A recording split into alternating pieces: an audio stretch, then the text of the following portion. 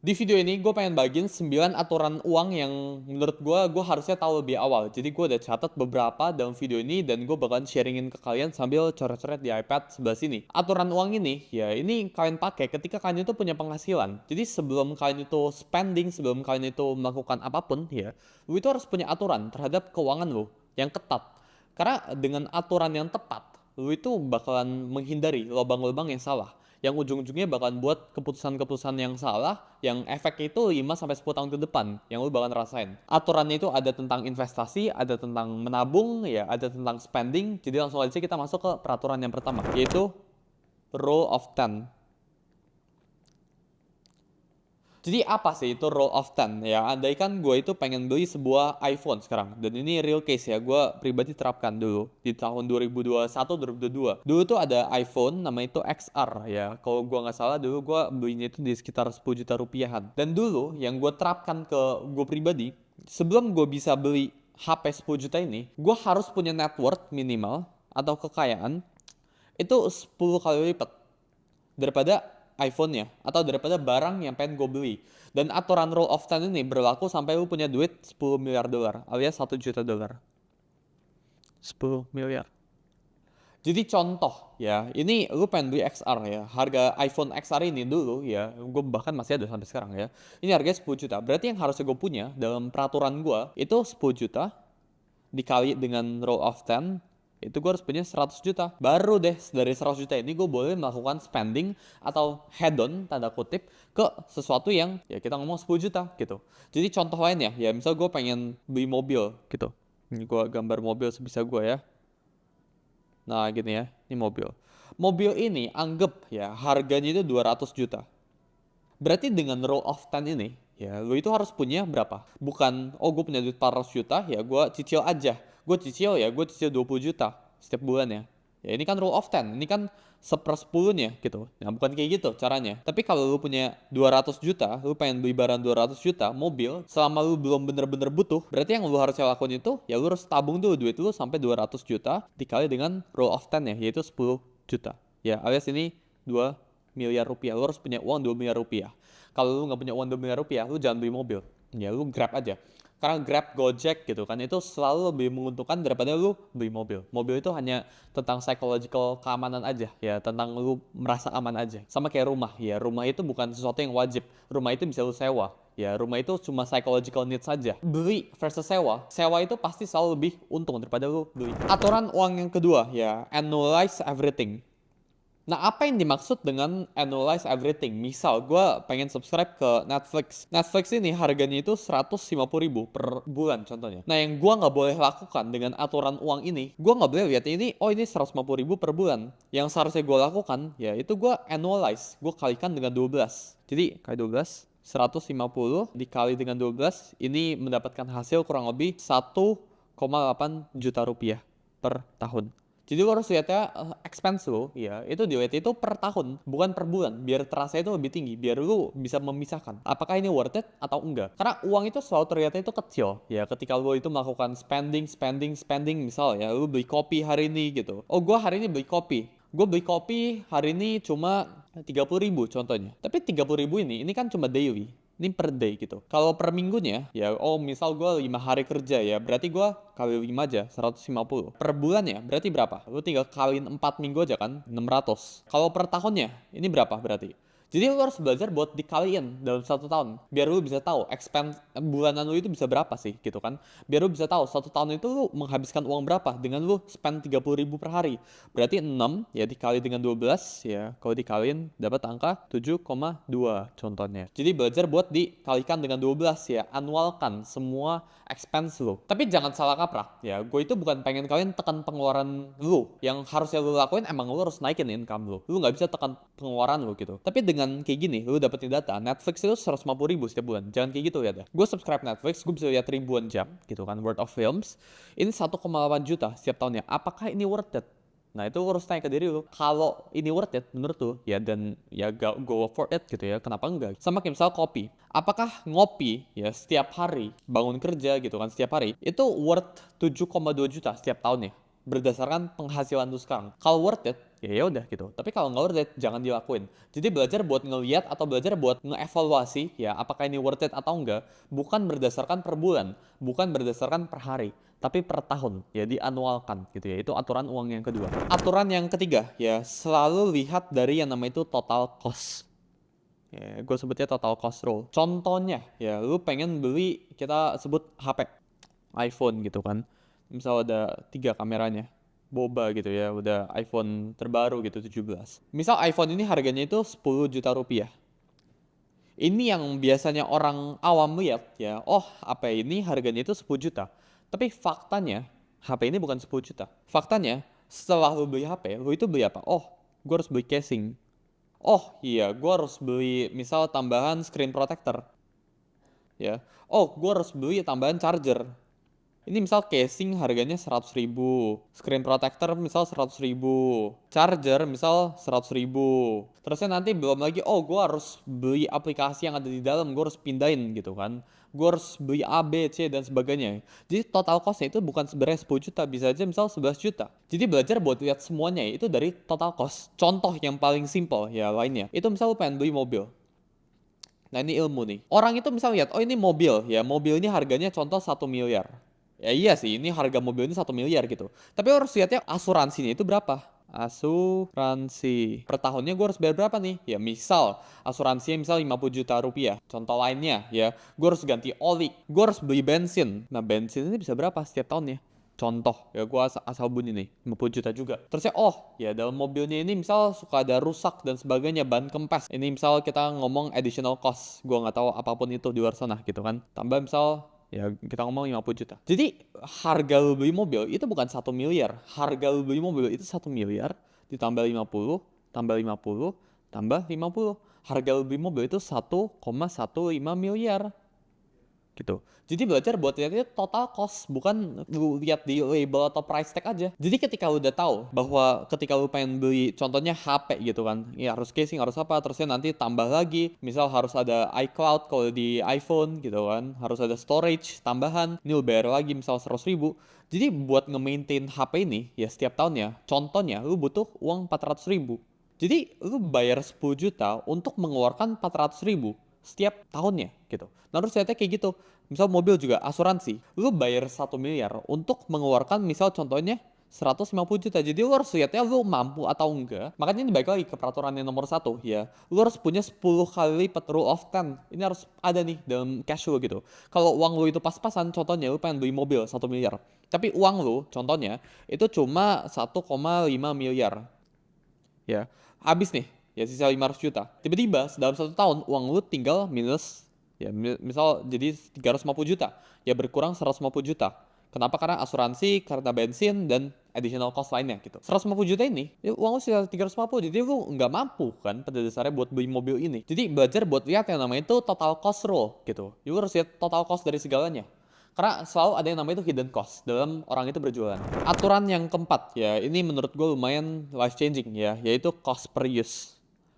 Ini gue itu suka banget beli sepatu ya. Jadi ketika gue cari duit banyak, gue beli sepatu tuh bisa total ada 3 atau 4 gitu di lemari gue. Dan gue nggak tahu konsep ini. Andaikan dari dulu gue tahu konsep ini, gue bakalan nggak beli banyak sepatu. Jadi contoh ya, misal gue itu punya satu buah sepatu sebelah sini. Anggap ini sepatu ya. Nah ini sepatu A, terus ini sepatu B. Nah sepatu A ini contohnya harganya itu 1 juta rupiah. Ya gue udah beli nih. Sepatu B ya gue tiba-tiba di beberapa hari setelah itu gue pengen beli juga. Harganya itu misal 1,5 juta. Cost per use, aturan cost per use ini lo harus hitung ya, kira-kira misal ini sepatunya itu bisa tahan berapa lama? 1 tahun contohnya. Anggap dalam 1 tahun dalam 365 hari ya, kita tarik asumsi aja lu bakalan pakai sepatu selama 300 hari. Berarti cost per use ya setiap kali lu pakai sepatu B ini itu 1,5 juta dibagi dengan 300. Ya ini tinggal coret dan sebagainya gitu kan. Alias biaya lu sekali pakai sepatu B ini itu 5.000 rupiah.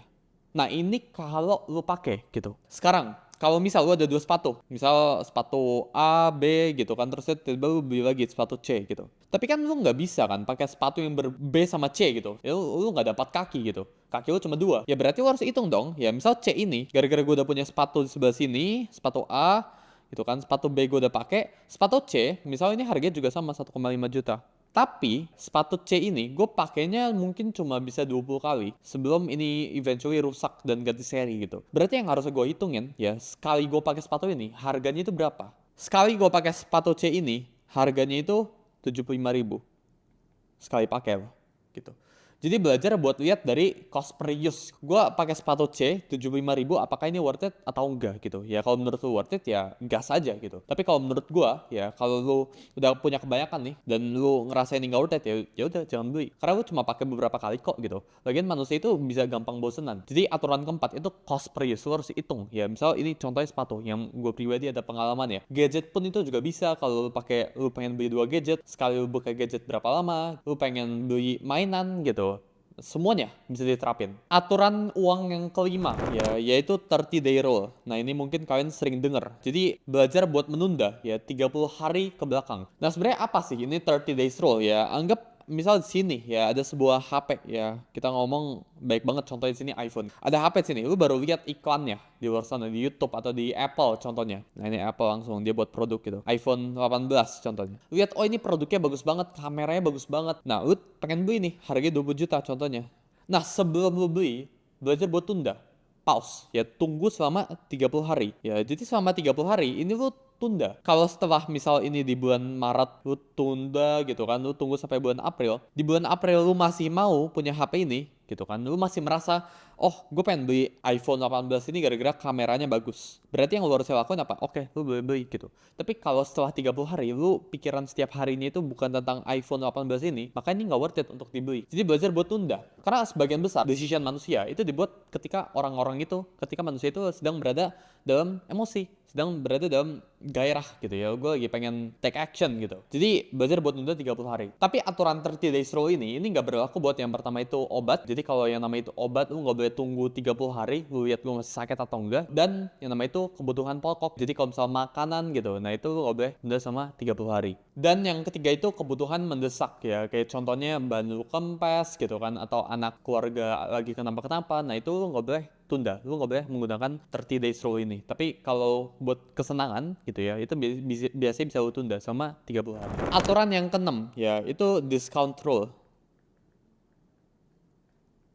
Nah, gue sering banget lihat baik banget orang, ya itu terpancing gara-gara lihat diskon. Oh, ini barang diskon 50%, 3 hari lagi habis promonya. Ada barang ini diskon 20%, bentar lagi habis ini, cuma buat 5 orang pertama gitu. Nah, sekarang gue pengen tanya ke kalian, kalau misal nggak ada diskon, apakah itu bakalan masuk ke list item yang lu bakalan beli? Contohnya gitu ya, ada iPad sebelah sini, gue jual ke lu, ini diskon 50% loh. Ya, dari harga 10 juta jadi 5 juta gitu. Lu bakal beli atau enggak? Kalau jawabannya iya, padahal lu awalnya itu enggak terpikir untuk beli iPad ini, maka lu udah masuk ke jebakan diskon trap ini. Jadi aturan diskon ini, ya ini hanya berlaku ketika misal gue itu beneran pengen beli nih. Oh ini iPad nih gue pengen beli nih gitu. Tapi kebetulan aja ada diskon. Nah baru deh beli iPadnya. Jadi jangan menciptakan demand. Jangan tiba-tiba lu pengen sesuatu hanya karena barang ini sedang fase diskon gitu ya. Jadi diskon rule ini menurut gue sangat efektif ya. Gue itu dulu apply ini ke semua tempat ya. Makanya gue gak gitu percaya sama yang nama itu diskon ya. Unless gue itu bener-bener butuh. Jadi kalau gue lagi butuh dan kebetulan emang lagi diskon ya syukur. Tapi kalau gue gak butuh terusnya barangnya itu diskon ya gue gak bakalan beli gitu. Mau